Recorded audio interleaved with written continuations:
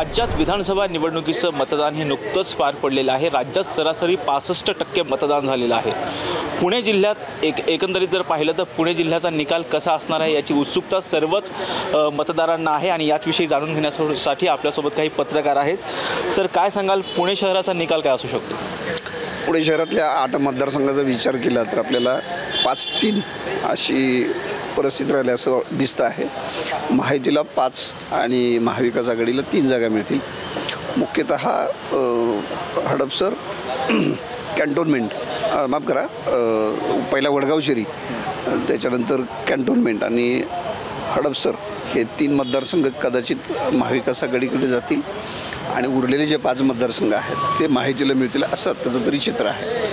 त्याच्यातला जो 5वा आहे जो कसबा विधानसभा मतदारसंघ महायुतीला जे मी सांगतो त्यापैकी, तर त्याच्यातसुद्धा थोडंसं काल जर दुपारी 3-4 नंतर तुम्ही बघितलं तर मुस्लिम मतदार या भागातला मोठ्या प्रमाणात मतदानाला बाहेर पडला होता। मुस्लिम मतदारांचं एकगट्ट मतदान हे जर महाविकास आघाडीच्या बाजूने झालं तर महायुतीचा उमेदवार कसब्यातसुद्धा अडचणीत येऊ शकतो अशी परिस्थिती आहे। सर, कसब्यामध्ये पाहिलं तर एकंदरीत तिरंगी लढत आपल्याला पाहायला मिळते। नेमकं काय होऊ शकतं तिथं? खरं तर तिथं तशी चौरंगी लढत आहे। कमलताई व्यवहारे आहेत, गणेश भोकरे आहेत, हेमंत रासने आणि दंगेकर। तर हे 2 जे उमेदवार आहेत हे जरी एक मनसेचे आहेत आणि काँग्रेस बंडखोर कमलताई असले तरीसुद्धा त्यांच्यामुळं फार फरक पडेल असं दिसत नाही आहे। दोघं मिळून फार 10,000च्या पलीकडे जातील की नाही शंका आहे। त्यांचा फार इम्पॅक्ट होईल असं वाटत नाही आहे। खडकवासल्याच्या बाबतीत काय होऊ शकतं सर? खडकवासल्यामध्ये सुद्धा तिरंगी लढत आहे। खडकवासल्यामध्ये जी तिरंगी लढत आहे, मनसेचे उमेदवार जे आहेत त्याचा फटका सचिन दोडकेंना बसण्याची शक्यता मला तरी वाटते आहे। त्याचं महत्त्वाचं कारण असं आहे की जे अपेक्षित नव्हतं, म्हणजे इलेक्शन सुरू व्हायच्या आधी मयुरेश वानजळे येतील आणि त्यांना इतका रिस्पॉन्स मिळेल असं खरं तर आपण ॲज्युम केलं नव्हतं। पण साधारणपणे 20,000 तरी मतं ते मिळून घेतील आणि त्या 20,000मधला मॅक्सिमम जो फटका आहे तो सचिन दोडकेंना बसेल। त्याच्यापेक्षा म्हणजे 70-30 होईल। 70% फटका माझ्या दृष्टीनं सचिन दोडकेंना, 30% भीमराव तापकीरना बसेल।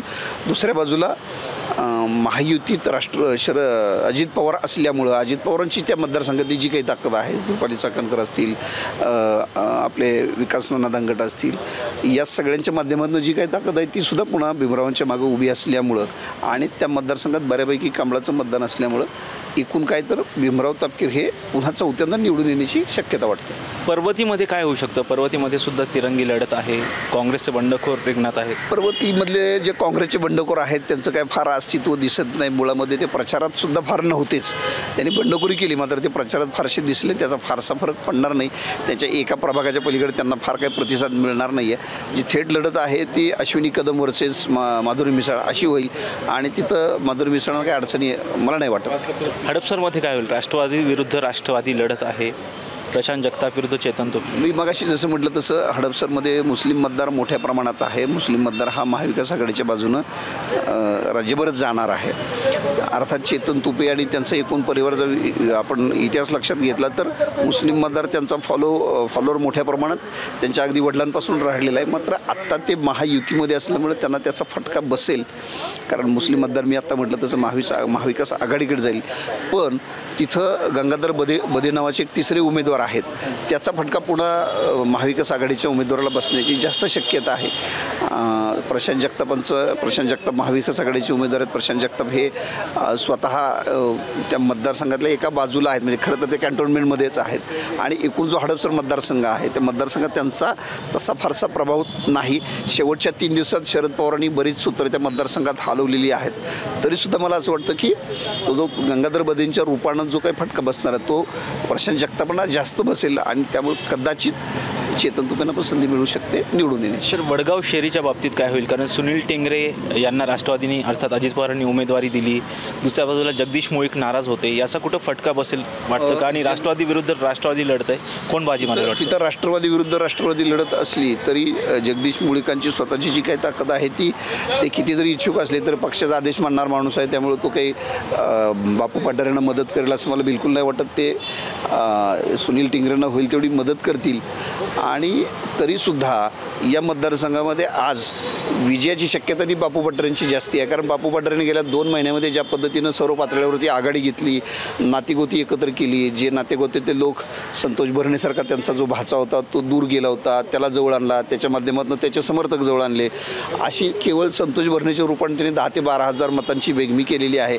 एकूण काय तर गेल्या 2 महिन्यामध्ये बापू पठारेंनी प्रचंड बेरजेचं राजकारण केलं आणि कुठंच म्हणजे भारतीय जनता पक्षात होते त्या मतदारसंघात कुठेच फारसं चर्चेत नसलेले बापू पठारे गेल्या 2 महिन्यात ज्या पद्धतीने त्यांनी आघाडी घेतली ते त्यामुळे निवडून येण्याची शक्यता मला अधिक वाटते. पुणे कॅन्टोन्मेंटमध्ये काय होऊ शकतं सर? कारण पुणे कॅन्टोन्मेंटमध्ये सुनील कांबळेंची परिस्थिती फारशी काही चांगली दिसत नाही आहे. तिथं मुस्लिम मतदार पण मोठ्या संख्येनं आहे. रमेश बागवेंची स्थिती अत्यंत चांगली आहे. गेल्या विधानसभेला जे काही लोक काँग्रेसमधनं सदानंद शेट्टींसारखे लोक भाजपमध्ये गेले होते ते सगळे लोक पुन्हा आणलेले आहेत. जसं मी तुम्हाला वडगाव शिरीचं उदाहरण दिलं तसं रमेश बागवेंनी बरेच लोक पुन्हा परत आणलेले आहेत. मुस्लिम मतदार तिथं जास्ती आहे. गेल्या वर्षी त्यांचा निसटता पराभव झालेला होता. त्यामुळं आणि एकूण सुनील कांबळेंची जर कारकीर्द गेल्या 5 वर्षे आपण बघितली तर तिथं रमेश बागवेंना जास्त संधी आहे निवडून येण्याची. सर तिथं वंचितने सुद्धा उमेदवार दिलेला आहे. मागच्या वेळची लढत पाहिली तर वंचितच्या उमेदवारांनी मतं खाल्ल्यामुळे कुठेतरी बागवेंचा पराभव. काय झालं, वंचितचं एकूण राज्यभरातलं जे अस्तित्व आहे, वंचितनं अगदी 288 पैकी 200 ठिकाणी उमेदवार उभे केलेत. मात्र वंचितची जी काय ती जी पूर्वीची धार होती 1919च्या विधानसभेची 19च्या लोकसभेची जी धार होती ती राहिलेली नाही आहे. त्यामुळे त्या मतदारसंघात त्यांना फारसा प्रतिसाद मिळेल असं मला वाटत नाही. शिवाजीनगरमध्ये काय होईल? शिवाजीनगरमध्ये सिद्धार्थ शिरोळे निवडून येतील अशी स्थिती आहे. कारण बापू बहिरट आहेत म्हणजे दत्ता बहिरट आहेत ते निवडणुकीच्या सुरुवातीच्या काळातच आजारी पडले. त्यांना प्रचाराला फार वेळच मिळालेली नाही आहे. तिथं बंडखोरी झाली आहे. मनीषा नंदनची बंडखोरी आहे. ती केवळ इतर मतदारसंघासारखी बंडखोरी नाही तर चांगली किमान 10,000 मतं घेतील एवढी त्यांची ताकद आहे. खडकी कॅन्टोन्मेंट परिसर खडकी बाजार या भागामध्ये त्यांचं चांगलं वजन आहे. त्यामुळे त्याचा फटका बहिरटांना बसेल. बहिरट स्वतः आजारी असल्यामुळे त्यांना फार प्रचार करता आलेला नाही. मुळात 5 वर्षात ते गेल्या 19 नंतर सक्रिय नव्हते. आणि दुसऱ्या बाजूला सिद्धार्थ शिरोळेंनी ज्या काही चुका होत्या त्या गेल्या वर्षभरामध्ये बऱ्यापैकी दुरुस्त केल्यात. त्यामुळे सिद्धार्थ शिरोळेंना तिथं चांगली संधी आहे. आणि अर्थात आपण पाहिलं तर कोथरूडमध्ये काय होऊ शकतं? कोथरूडमध्ये निवडणूक नाही आहे. निवडणूक नाही या अर्थानं निवडणुकीची केवळ प्रक्रिया आहे. कोथरूडमध्ये जर तुम्ही बघितलं तर गेल्या 5 वर्षामध्ये पुण्यातल्या एकूण 8 मतदारसंघांच्या आमदारांची तुलना केली तर चंद्रकांत पाटील अशी एकमेव आमदार मला दिसतात ज्यांनी सलग 5 वर्ष मतदारांशी संपर्क आणि संवाद ठेवला. प्रत्येक वस्तीत प्रत्येक घरापर्यंत त्यांनी कुठल्या ना कुठल्या माध्यमातून जायचा प्रयत्न केला. खरोखरच आमदारांनी ज्या पद्धतीनं काम करायला पाहिजे, सतत मतदारांशी संपर्क ठेवला पाहिजे, तो संपर्क त्यांनी ठेवला. आणि ऐन निवडणुकीच्या वेळी जी बंडखोरी होण्याची शक्यता होती पक्षातली ती त्यांनी शमवली. चंद्रकांत मोकाट्यांना उमेदवारी शिवसेनेची मिळाली जी पृथ्वीराज सुतारांना मिळायला हवी होती. एकूणच काय तर तिथलं गणित फसलं विरोधकांचं. किशोर शिंदे लढले पण ते एकाकी लढले, त्यांना फार काही ताकद मिळाली नाही. असं सगळं एकूण बघितलं तर कोथरूडमध्ये चंद्रकांत पाटील निवडून येणं ही केवळ औपचारिकता आहे. तिथं लढाई अशी काही नव्हतीच मुळात. नक्कीच. आता आपण पुणे शहरातील मतदारसंघांविषयी चर्चा केली. पुणे ग्रामीणमध्ये काय होऊ शकतं? ग्रामीण भागामध्ये मला असं वाटतं की महायुतीला जरा थोडंसं यश जास्त मिळेल. कारण अजित पवार आणि शरद पवारांची राष्ट्रवादी फुटल्यामुळं जे मोठे बलाढ्य नेते होते, दिलीप वळसे पाटील असतील, दिलीप मोहिते असतील, दत्तात्रय भरणे असतील, अशा अनेक नेते अजित पवारांच्या बरोबर गेले. त्यामुळं मला असं वाटतं की या निवडणुकीमध्ये महायुतीची ताकद ही ग्रामीण भागामध्ये वाढेल. आपण बारामतीचं जर बघितलं तर बारामतीमध्ये अजित पवार आणि योगेंद्र पवार यांच्यामध्ये हाय व्होल्टेज लढत पाहायला मिळते. ही गेल्या निवडणुकीमध्ये लोकसभेच्या निवडणुकीमध्ये बारामतीकरांनी जरी शांतपणे जरी बारामतीकर होते तरी त्यांनी शरद पवार गटाला मतदान करण्याचं भूमिका बजावली. त्यामुळं संपूर्ण निवडणुकीमध्ये ट्विस्ट निर्माण झाला होता की सगळ्यांना वाटत होतं की सुनेत्रा पवार निवडून येतील, पण त्या ठिकाणी सुनेत्रा पवार निवडून यायच्याऐवजी सुप्रिया सुळे त्या ठिकाणी निवडून आल्या. हीच मला असं वाटतं की जी परिस्थिती जर लोकसभेसारखी जर पुढं आली तर अजित पवारांना निश्चितपणे या निवडणुकीमध्ये आव्हान उभं राहील. आणि आपण जर गेल्या काही निवडणुकीचा अनुभव बघता तर ह्या निवडणुकीमध्ये अजित पवार 70 गावामध्ये भेटी दिलेल्या आहेत.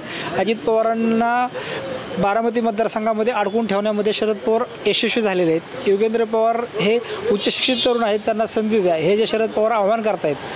त्या आव्हानाला बारामतीकर किती प्रतिसाद देतात हे आपल्याला पाहावं लागणार आहे. दोन्ही पवारांनी मोठा जोर लावल्याचं बारामतीत दिसून येते. नेमकं बाजी कोण मारेल असं वाटतं? मला असं वाटतं की तो मतदारसंघ हे अजित पवार निश्चितपणे जिंकतील, कारण की अजित पवारांचा त्या मतदारसंघातला 8 निवडणुकींचा अनुभव आणि योगेंद्र पवार हे नौकं व्यक्तिमत्व आहे. आणि शरद पवारांचं जर शेवटचं भाषण आपण पाहिलं तर बाकीच्या मतदारसंघामध्ये पाडा पाडा पाडा हा शरद पवारांचा मेसेज होता, तो बारामतीमध्ये कुठंतरी तो मेसेज साहेब द्यायला विसरलेत असं मला वाटतं. त्यामुळं त्या ठिकाणी आता ट्विस्ट निर्माण झाला आहे. आता शरद पवारांनी देखील संपूर्ण निवडणूक ही बारामतीकरांच्या हवाली करून टाकलेली आहे. सुप्रिया सुळेंच्या शब्दात सांगायचं तर बारामती मतदारसंघ शरद पवारांचा कुणाला समजत नाही. तर मग आपल्याला ह्याच्यामुळे ह्या सगळ्या गोष्टीचं ट्विस्ट आहे. आज आपल्याला सांगता येणार नाही की बारामतीची निवडणूक ही हाय व्होल्टेज आहे. जरी अजित पवार जिंकणार असतील तरी ते 1,65,000चं जे लीड होतं ते पुढं मला वाटतं की ह्या निवडणुकीत राहील असं वाटत नाही. इंदापूरमध्ये काय होऊ शकतं? इंदापूरमध्ये हर्षवर्धन पाटील आणि दत्तात्रय भरणे यांची पारंपरिक लढत होती. मात्र या निवडणुकीमध्ये प्रवीण माने यांनी एक खूप मोठा ट्विस्ट निर्माण केलेला आहे. जर प्रवीण मानेंचा जर मताचा टक्का जर वाढला तर निश्चितपणे इंदापूरच्या निवडणुकीमध्ये कोणत्याही क्षणी काही होऊ शकतं. कुठला उमेदवार विजय होईल आज सांगता येणार नाही, कारण की प्रवीण मानेंची भूमिका आणि प्रवीण मानेंना पडणारी मतं ही फार महत्त्वाची आहेत. पुरंदरमध्ये देखील पारंपरिक लढत होती, शिवतारे विरुद्ध संजय जगताप. त्या लढतीमध्ये देखील ट्विस्ट निर्माण झाला आहे. तो ट्विस्ट असा आहे की त्या ठिकाणी झेंडे उभा राहिल्यामुळं आणि घड्याळाच्या चिन्ह असल्यामुळं ह्या निवडणुकीमध्ये आत्ता सांगता येणार नाही की आपल्याला कोण जिंकेल. पण मला असं वाटतं की ही खूप काटेकी टक्कर जी आहे ती पुरंदरमध्ये आपल्याला पाहायला मिळेल. जर आपण पाहिलं तर मावळ विधानसभा मतदारसंघ जो आहे तिथे अर्थात राष्ट्रवादी अजित पवार गटाने उमेदवार दिलेला आहे, परंतु महाविकास आघाडीने उमेदवार दिला नव्हता, अपक्ष उमेदवाराला पाठिंबा दिला. तिथं काय होऊ शकतं? मला असं वाटतं की तो मतदारसंघ जर आपण बघितलं तर गेल्या निवडणुकीमध्ये सर्वाधिक मताने जर निवडून कोण आला असेल तर सुनील शेळके निवडून आले. 1,70,000 त्यांचं लीड होतं. जरी त्यांचं लीड सगळा पाठिंबा दिला तरी एकदमच लोक त्याला सोडतील असं मला असं वाटत नाही, कारण त्या निवडणुकीमध्ये हा बराचसा भाग हा सुनील शेळकेंच्या मागे उभा राहील असं वाटतं आता सध्या तरी. चिंचवडमध्ये काय होऊ शकतं? राहुल कलाटे विरुद्ध शंकर जगताप अशी लढत. त्या ठिकाणी चिंचवडचा जर काही भाग बघितला आपण, महेश लांडगेंचा मतदारसंघ असेल, लक्ष्मण जगतापांचा मतदारसंघ असेल, या मतदारसंघामध्ये आपल्याला नेहमीच भारतीय जनता पार्टीचं वर्चस्व पाहायला मिळाले. त्यामुळं सध्या निवडणूक जरी हाय व्होल्टेज असली तरी ते मतदारसंघाची कूस कुठली बाजूची आहे हे आपल्याला जाणून घेऊन बोलावे लागेल. पुणे ग्रामीणमध्ये कोणती आघाडी वरचढ ठरेल? निश्चितपणे मला वाटतं पुणे ग्रामीणमध्ये महायुती आघाडी ठरेल, वर्चस्व ठरेल, कारण की आत्ता स्वतः अजित पवार हे महायुतीबरोबर आहेत. त्यामुळं महायुती हीच वरचढ ठरेल असं वाटतं. सर, आत्ताच पाहिलं की आपण काल एक्झिट पोलचे निकाल आलेले आहेत. अगदी काटेकी टक्कर आपल्याला पाहायला मिळतं. काय सांगता? राज्यामध्ये युती आणि आघाडी यांच्यामध्ये अनेक मतदारसंघात किमान 50पेक्षा अधिक मतदारसंघात अतिशय चुरशीच्या लढती आहेत. त्यात किमान 80 मतदारसंघामध्ये बंडखोर वेगवेगळ्या याचे आहेत. त्यामुळे बंडखोर कुठलं मतदान कुणाचं खेचून घेत आहेत त्यावर ठरेल. दुसरी गोष्ट महत्त्वाची लक्षात घेतली तर या निवडणुका राज्यात कुठल्याच प्रश्नावर लढल्या जात नाही आहेत. म्हणजे राज्यासाठी एक वेगळा प्रश्न निर्माण चर्चेत आला आहे आणि तो प्रचाराचा मुद्दा बांधला आहे. असं झालेलं नाही. लाडकी बहीण आणण्याचा प्रयत्न युतीने केला, पण त्यालाही काउंटर वेगवेगळ्या पद्धतीने विरोधकांनी दिले. त्यामुळे त्याला मतदान फायदा जरी झाला तरी तो खूप मोठा फायदा होईल असं दिसत नाही. नंबर दुसरं की कटेंगे बटेंगे तो कटेंगे, त्याच्याबरोबर एक आहे तो सेफ आहे. म्हणजे पंतप्रधान मोदी यांनी योगी यांनीची घोषणा केली, त्याची रिॲक्शन आल्यानंतर तो ॲडजस्ट करण्याचा प्रयत्न केला. मात्र परत हा एक आहे तो सेफ आहे याच्यावर जे विनोद तावडेंनी जे पैसे घेतले ती घटना घडली. त्याच्या आदल्या दिवशी अडाणींचा तिजोरीचं दाखवत राहुल गांधी यांनी तो अटॅक केला. गेल्या वेळेचं संविधानावर राहुल गांधी बोलले. त्यांनी महाराष्ट्रात 5-6 सभा घेतल्या तर 2 संविधानाच्या घेतल्या होत्या. मात्र संविधानाचा मुद्दा लोकसभे इतका या निवडणुकीत तेवढा प्रभावी ठरला नाही. मात्र त्याचा परिणाम हा विशेषतः झोपडपट्ट्यांमध्ये दलित वस्त्यांमध्ये आहे हेही जाणवत होतं. माझा जो अंदाज आहे तो 120 ते 125 हे दोघेही जण क्लिअर जाणार आहेत. 125 दोन्ही जातील. त्यामुळे 250 सव्वाच्या 250चा प्रश्न संपलेला आहे. राहिलेल्या ज्या जागा आहेत ज्या 38 आहेत, गेल्या वेळी जवळपास 29 जागा या लहान पक्षाने अपक्षाने घेतल्या होत्या. त्याच्या आसपास यंदा समजा आपण क्लोज जर दोघातच लढत धरली तर 15 जागा त्यांच्या जातील. त्यामुळे पुढच्या ज्या 10 ते 15 जागा ज्या राहणार आहेत त्या 15 जागामध्ये ज्या काट्या टक्केमध्ये ज्यांच्या बाजूनं पारडं झुकल तो राज्याच्या दृष्टीनं सरकार स्थापनेच्या दृष्टीनं पुढे सरकेल. त्यामुळे 135पर्यंत जे जातील त्यांना पुढचे 10 गोळा करण्याला सोपं जाणार आहे. म्हणजे छोट्या पक्षांचे जे आहेत ते आमदार निवडून येतील का असं वाटतं का, किंवा अपक्ष असतील त्या निवडणुकीमध्ये पुढे आल्याचं अपक्ष दरवेळीच काही ठिकाणी निवडून येतात. यंदाही निवडून येण्याची शक्यता अपक्षांची आहे. लहान पक्षही निवडून येणार आहेत. बच्चू कडू समजा गेल्या वेळी 2 आले, यंदाही 1 येतील. जनसुराज्य गेल्या वेळी 2 आले, यंदाही 1 येतील. समाजवादी पक्षाचे 2 येतील. शेतकरी कामगार पक्ष आहे. मनसे, आता मी विदर्भात गेलो होतो, तिकडे एक मनसे जागा निवडून येते. उमरखेडच्या इथं मनसेचा उमेदवार स्थानिक समीकरणामुळे येत आहेत. मनसे मुंबईत येऊ शकते. बाळा नांदगावकर चांगले आहेत, अमित ठाकरे लढतीला आहेत. त्यामुळे प्रत्येकाने 2-2, 3-3 जरी असे आपण धरत गेलो तरी 10-12 होतात. MIMचे गेल्यावेळी 2 आले, ते यंदा 1-2 निवडून येतील त्यांचे. हे 10-12 तर हे असेच येऊन जातील. मार्क्सवादी पक्षाचे आदिवासी पट्ट्यातनं 1-2 उमेदवार दरवेळी निवडून येतात. बहुजन विकास आघाडी ज्याच्यावरनं संपूर्ण काल पूर्ण चॅनलला जे पैशाचं अफरातफरीचं जे चालू होतं ते बहुजन विकास आघाडी गेल्यावेळी 3 होते, यंदा 2 तर येतील. असे 10-12 तर हे ठरलेले आहेत. आणि अपक्ष एक 10-12 म्हणजे 20-22 जागा तर त्यांच्या नक्की येतील. जसं तुम्ही सांगितलं की 125 दोन्ही आघाड्या फिक्स मारतील, बरोबर. उरलेला प्रश्न आहे तो 20 जागांचा. जो 20 जागा अधिकच्या घेईल किंवा अपक्षांच्या मदतीने येईल तो सत्तेत येईल, बरोबर आहे. 18 जागा अगदी आपण हिशोब करू. 125 250 झाले. मी 20 अपक्ष आणि हे धरले तर 270 झाले. राहिले 18 जागा. या 18 जागा ज्या क्लोज आहेत त्या 18मध्ये कोण पुढं जाणार 10-12 घेतील तो सत्तेवर येणार. तुम्हाला काय वाटतं राज्यात सत्तेवरती कोण येऊ शकतं? राज्याची सत्तेची जी गणितं आहेत ती विदर्भावर अवलंबून आहेत. विदर्भामध्ये भाजप जर मागं गेला आणखी गेल्या वेळेपेक्षा तर आघाडी सत्तेवर येईल. विदर्भात जर त्यांनी रोखलं आणि मुंबईत ते ठाकरे रोखायला जर त्यांना शक्य झालं तर मात्र युती सत्तेवर येईल. सर, जसे काल एक्झिट पोलचे निकाल आलेले आहेत, तुमच्या अँगलनी कोणाच्या किती जागा येतील वाटतं? मी तुम्हाला 125 सांगितलं. त्या म्हणजे पक्षनिहाय कोणाच्या किती येतील? भाजप 75 ते 80 पर्यंत भाजप जाईल असं वाटतं. काँग्रेस 60 ते 65च्या दरम्यान असेल. म्हणजे ह्या 2 मोठ्या जर झालं तर 160 जागा आपण संपवल्या. राहिल्या 120 जागा. या 120मध्ये गेल्यावेळी शिवसेनेला 56 जागा होत्या. यावेळी जवळजवळ 35-40 पर्यंत उद्धव ठाकरे असतील तर 30 पर्यंत शिंदे असतील. यामुळे 65 जागा आणखी आपण संपवल्या. राहत आहेत 50-60 जागा. यामध्ये 35 ते 40 पर्यंत शरद पवार असतील आणि 15 पर्यंत अजित पवार असतील असं माझं अंदाज. मनसे कुठं खातं उघडेल वाटतं? मनसे एक उमरखेडला आहे. बाळा नांदगावकरची शक्यता आहे. राजू पाटील यंदा येत आहेत का पाहावं लागेल. आणि अमित ठाकरेंना भाजपने पाठिंबा थेट उघडपणे दिलेला आहे. अशा एक 2-3 जागा मनसेचे येतील. नाशिकच्या पट्ट्यात एखादी आली तरी येऊ शकते. 3 ते 4 जागा जास्तीत जास्त, नाहीतर 2 ते 4 ह्याच्यामध्ये मनसे असेल असं वाटतं. धन्यवाद सर. आपण पाहिलं की विधानसभा निवडणुकीचा जो निकाल आहे तो 23 तारखेला लागणारच आहे, परंतु पत्रकाराच्या नजरेतून कोणाची सत्ता येऊ शकते, कोणत्या भागामध्ये कोणत्या पक्षाचं वर्चस्व असतं हे आपण त्यांच्याकडून जाणून घेतलं. व्हिडिओ जर्नलिस्ट निलेश लोहारसह Rajratna Jondhale, top news Marathi, Pune. Tours and travels विश्वातील एक विश्वसनीय नाव मँगो हॉलिडेज घेऊन आले आहेत धम्माल फॉरेन टूर्स खास तुमच्यासाठी. एक्झॉटिक युरोप 17 रात्री 18 दिवस, साऊथ आफ्रिकन सफारी 9 रात्री 10 दिवस, नॉर्दर्न लाईट्स 8 रात्री 9 दिवस, दुबई अबुधाबी 5 रात्री 6 दिवस, व्हिएतनाम कंबोडिया 8 रात्री 9 दिवस. तर आजच आपली सीट बुक करा आणि आपल्या फॉरेन टूर्स मेमोरेबल करा. मँगो हॉलिडेज म्हणजेच अविस्मरणीय सहलीचा अनुभव. मँगो हॉलिडेज, 4था मजला, स्वोजस कॅपिटल अतिथी रेस्टॉरंटच्या वर, लॉ कॉलेज रस्ता, पुणे 4. संपर्क पुणे 83 839 505 किंवा 80 80 81 74 54. मुंबई 83 839 503 किंवा 96 53 18 74 78.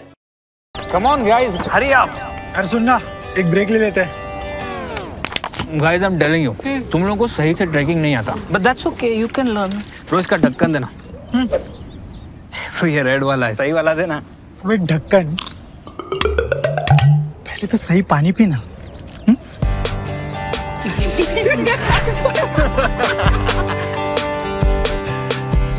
Manikchand Oxyrich, proudly Indian.